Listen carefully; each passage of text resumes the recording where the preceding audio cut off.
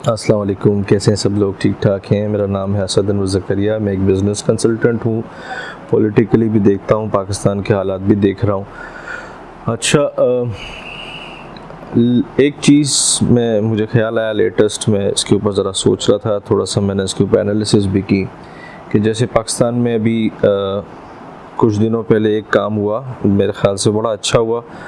उसमें कुछ गलतियां भी थीं जिसकी वजह से हमने नोट किया कि यार कराची के अंदर के इलेक्ट्रिक का एक मसला आया था कि जी बहुत बहुत ज़्यादा एक तेज़ी से एक मसला आया कि बिजली नहीं बन रही थी। और के इलेक्ट्रिक के दिन में कोई 10-12 मैसेजेस आ रहे थे कि जी गैस की शॉर्टेज है, इस वजह से हम बिजली पूरी कर बना नहीं पा रहे, इसलिए सप्लाई नहीं कर पा रहे, इसलिए बिजली नहीं दे पा रहे। अच्छा, साथ में उन्होंने एक चीज़ और कही थी कि जी कोई 16-17 किलोमीटर की एक पाइपलाइन डलनी है जो सिंध गवर्नमेंट उसकी परमिशन नहीं दे रही। हमने ये भी देखा कि जी एमक्यूएम वाले भी रोड पे आ गए कि जी बिजली नहीं है और के इलेक्ट्रिक के ख़िलाफ़ धरना आवाम को अपनी तरफ करने के लिए। फिर उसके फ़ौरन दूसरे 1-2 दिन के अंदर पीटीआई वाले भी आ गए, फिर 2 दिन बाद वाले पीपल्स पार्टी वाले भी आ गए। पीपल्स पार्टी वालों ने भी जो है वो धरना कर दिया के इलेक्ट्रिक के दफ्तर के सामने। इन द एंड हुआ ये कि आखिर में फाइनली जब फेडरल से और ऊपर से इनको सही किस्म की टाइट किया गया तो इन्होंने एक दिन के नोटिस पे वो जो परमिशन देनी थी कि गैस की लाइन की डालने की के इलेक्ट्रिक वालों को, वो उन्होंने दी। और दी किसने? मुराद साहब ने। और अपनी सिंध हुकूमत की मीटिंग एक बुलाई, उसके अंदर उनको दे दी। जब आपको पता था कि जी ये बिजली का मसला गैस की सप्लाई की वजह से हो रहा है और गैस की सप्लाई की लाइन डालनी है और लाइन डालने के लिए सिंध गवर्नमेंट ने फैसला करना है, तो सिंध गवर्नमेंट में पीपल्स पार्टी है, तो पीपल्स पार्टी ने फिर धरना क्यों किया? सिर्फ इसीलिए कि ये दिखाने के लिए कि जी गवर्नमेंट एक अलग चीज़ है और पार्टी एक अलग चीज़ है। गवर्नमेंट के काम तो हम करेंगे ही नहीं, पार्टी बस अगले सेक्शन के लिए, अगले सेशन के लिए, अगली हुकूमत के लिए, वोटिंग के लिए आवाम को अपनी तरफ करती रहेगी और झूठे झूठे धरने करती रहेगी। पीटीआई वालों ने भी यही किया, एमक्यूएम वालों ने भी यही किया। इन दी एंड किसी ने ये प्रेशर नहीं किया कि जो है वो हुकूमत यानी सिंध हुकूमत जो है वो गैस की परमिशन या जो भी लाइन की परमिशन वो दे दे। जैसे उन्होंने दिया, लाइन डेफिनेटली 17 किलोमीटर की लाइन को एक दिन में तो डाली नहीं होगी, मगर वेरी नेक्स्ट डे ये मसला ख़त्म हो गया। क्या ख़त्म हो गया कि जी बिजली बहाल हो गई, शोर मचना शुरू ख़त्म हो गया। टीवी के ऊपर जो है वो रोज़ का जो लोग रोडों पे आ रहे थे, जलाओ घेरा हो रहा था, वो ख़त्म हो गया। इतना मैं गारंटी के साथ कह सकता हूँ कि उस लाइन को जो डालने की परमिशन है आज तकरीबन हफ्ते 8 से 10 दिन हो चुके हैं, मगर अभी तक गैस लाइन डाली भी नहीं गई है और काम भी शुरू नहीं हुआ, मगर बिजली फ़ौरन अवेलेबल हो गई। ये सिर्फ और सिर्फ हम देखते हैं कि ये वो गैस की लाइन डालने के पीछे हो सकता है किसी किस्म की जो है वो हो इनकी कोई किकबैक्स हो या क्या हो, आई डोंट नो। ठीक है, तो पब्लिक को तंग किया गया, पब्लिक को शोर मचाया गया, फिर पब्लिक के साथ जो है वो ये इस चीज़ का प्रेशर डलवाया गया कि जी गैस की लाइन डालनी है और फाइनली गैस की लाइन की परमिशन हो जाती है। खैर, ये एक छोटा सा मसला था जो मेरे जहन में आ रहा था, मैंने कहा कि थोड़ा इसको आपके साथ शेयर कर दूं। दूसरा, मुझे एक प्लानिंग डिपार्टमेंट एक होता है, हर गवर्नमेंट के अंदर होना चाहिए। छोटे से छोटी ऑर्गेनाइजेशन, यूनिवर्सिटी, कॉलेज के अंदर भी होता है। आपके जो मैट डिपार्टमेंट होता है, वेदर डिपार्टमेंट होता है, उसमें भी होता है। जैसे कि अभी चल रहा है, आज है 7 अक्टूबर। मैं इस वक्त लाहौर बैठा हूँ, कराची में हूँ, लाहौर में हूँ, या दुनिया के किसी भी हिस्से में हूँ, पाकिस्तान के किसी भी हिस्से में हूँ, दुनिया के किसी भी हिस्से में, मैं एक्सपेक्ट कर सकता हूँ कि यार अप्रॉक्सीमेटली अक्टूबर के एंड में, नवंबर के स्टार्ट में कहीं पे सर्दियाँ शुरू हो जाएंगी। जब सर्दियाँ शुरू होंगी तो कौन कौन सी चीज़ों की मुझे ज़रूरत पड़ेगी? एक बेसिक चीज़ है कि मुझे मोटे कपड़ों की ज़रूरत पड़ेगी, तो मैं मोटे कपड़ों के बंदोबस्त करूँगा। इसी तरीके से अगर मैं लाहौर या इस्लामाबाद में हूँ तो मुझे सर्दियाँ ज़्यादा होती है तो हीटर की ज़रूरत पड़ेगी, तो मैं हीटर का बंदोबस्त करूँगा। तो same is the case, governments जो होती हैं उनके अंदर भी प्लानिंग डिपार्टमेंट्स होते हैं, और प्लानिंग डिपार्टमेंट्स जो है वो कुछ चीज़ों को फोर्सी करते हुए पहले से एडवांस में तैयारी करती है। जैसे कि गवर्नमेंट ऑफ पाकिस्तान ये एक प्लानिंग डिपार्टमेंट का एक हिस्सा यकीनन होता होगा, नहीं तो होना चाहिए कि जी देखना चाहिए कि जी हमारे पास, फ़र्ज़ कर लें कि हमारे पास पाकिस्तान के अंदर जो बिजली की कंजम्पशन है वो 14,000 मेगावाट है।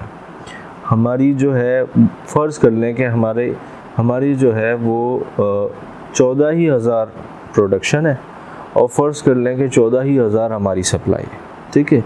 यानी हमारी बिजली जितनी बन रही है उतनी सप्लाई हो रही है, इतनी ही डिमांड है। इसका मतलब 24 घंटे बिजली रहेगी, कोई मसला नहीं आएगा। मगर अगर किसी साल, जैसे फ़र्ज़ कर लें 2020 हो, 2021 हो, हम इंपोर्ट्स देखते हैं, अगर हम इंपोर्ट्स के अंदर हम देखते हैं कि एयर कंडीशन इक्विपमेंट्स, ऐसी मशीनरी इंपोर्ट हो रही है जो कि बिजली से चलती है, तो हमारे प्लानिंग डिपार्टमेंट को उसके साथ, अच्छा जी वीडियो बीच में रुक गई थी, तो मैं ये कह रहा था कि प्लानिंग डिपार्टमेंट होता है, प्लानिंग डिपार्टमेंट जो है उसको ये पता होता है कि जी इस साल जो है हमारी इंपोर्ट एयर कंडीशन इक्विपमेंट्स की इतनी हुई है, और फ़र्ज़ कर लें कि उससे जो है 1,000 मेगावाट की कंजम्पशन बढ़ जाएगी। तो डाउन द लाइन हमें एक साल के अंदर फ़र्ज़ कर लें कि हमारे 14,000 मेगावाट बन रहे थे, 14,000 मेगावाट सप्लाई होते और 14,000 मेगावाट ही हमारी डिमांड थी। तो हमारी प्लानिंग डिपार्टमेंट को चाहिए कि वो रेलेवेंट डिपार्टमेंट्स को ये बताए, अलर्ट्स इशू करे कि जी इस साल हमारे जो इक्विपमेंट्स इंपोर्ट हो रहे हैं वो 1,000 मेगावाट की हमारी जो डिमांड है वो बढ़ा देंगे, इसलिए हमें सप्लाई और प्रोडक्शन बढ़ानी पड़ेगी। सेम इन द केस अगर हम ये कहते हैं कि जी हमारी जो है वो पॉपुलेशन ग्रोथ रेट फ़र्ज़ कर लें पाकिस्तान की 2% के हिसाब से बन रही है, हम ये कहते हैं कि जी हमारी आबादी है 20 करोड़ की, 2% के हिसाब से 20 करोड़ की आबादी का तकरीबन 40 लाख बन जाता है। आई गेस ऐसा ही 40 लाख की आबादी बढ़ जाती है साल में। अगर 20 करोड़ की आबादी हमारी है और अगर हम गंदम प्रोड्यूस करते हैं, फ़र्ज़ कर लें 20 करोड़ के लिए 20 करोड़ केजी या 20 करोड़ आबादी के लिए 20 करोड़ टन हम अगर वो करते हैं, क्रॉप्स पैदा करते हैं, ठीक है। मुझे नंबर्स नहीं पता है, I am just sharing you an idea कि अगर हम इतनी जो है वो गंदम प्रोड्यूस करते हैं और हमारी आबादी जो है वो 2% के हिसाब से हर साल इंक्रीज़ हो रही है, तो हमें चाहिए कि हम 20 करोड़ और 40 लाख प्रोड्यूस करें 2021 में, 20 करोड़ 80 लाख प्रोड्यूस करें 2022 के लिए।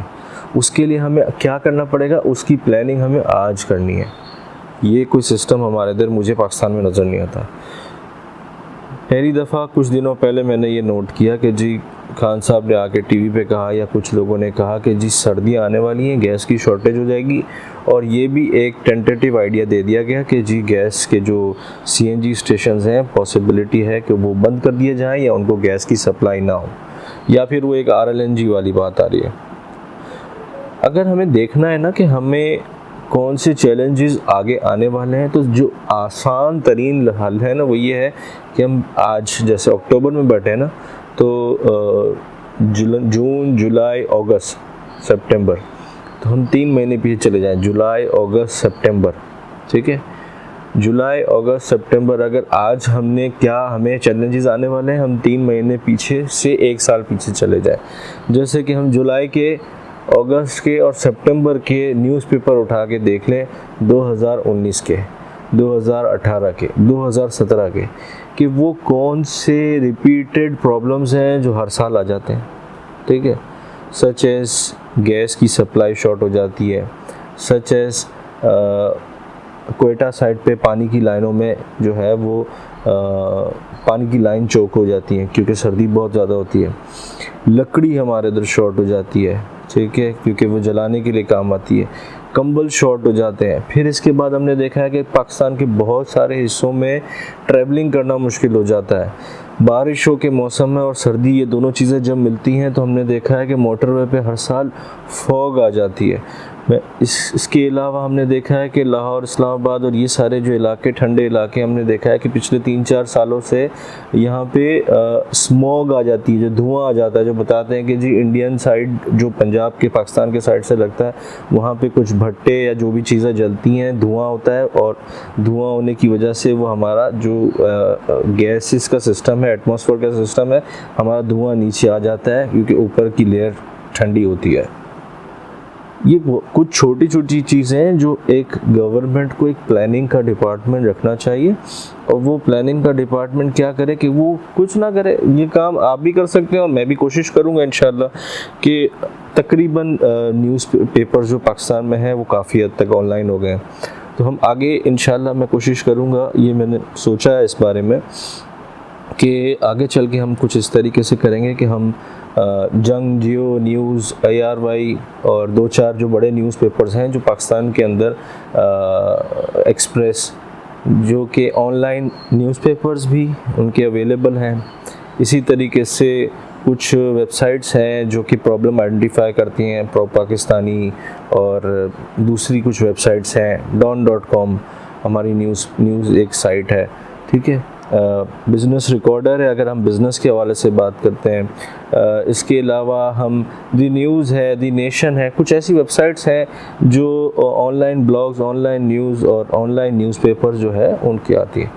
तो हम अक्टूबर ख़त्म होने से पहले इंशाल्लाह 1-2 ऐसे सेशन करेंगे कि जो हम बताएंगे, इंशाल्लाह आपके साथ शेयर करेंगे कि 2019 के जुलाई, अगस्त, सितंबर में कौन कौन से मसले बताए जा रहे थे कि आ रहे हैं।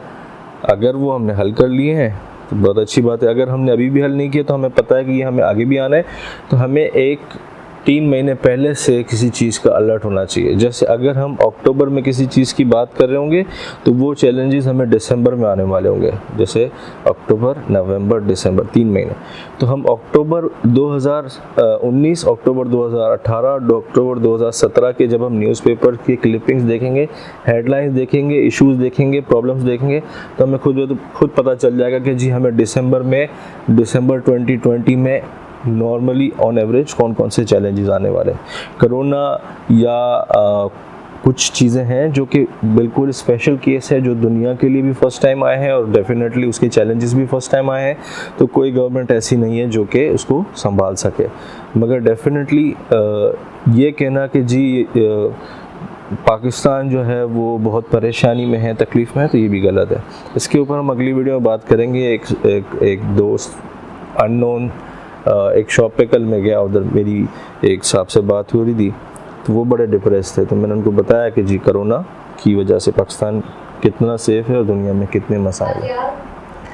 Thank you very much. अपना बहुत ख्याल रखिएगा, और अगर आपको मेरी वीडियो पसंद आए तो ज़रूर लाइक, शेयर, सब्सक्राइब कर दीजिएगा। मेरा एक फेसबुक का भी पेज है और यूट्यूब का भी पेज है। ये 2 जगह हैं जहाँ पे नॉर्मली अपनी वीडियोस लगा रहता हूँ, ठीक है। और अगर आपको मेरी वीडियोस में कुछ सीखने को मिले, कुछ आइडियाज़ मिले, आप भी मुझसे कुछ शेयर करना चाहते हो, आप समझते हो कि जी मैं उस पे कोई वीडियो बनाऊं, तो ज़रूर शेयर कीजिएगा। Thank you very much. अस्सलाम वालेकुम। जज़ाकल्लाह।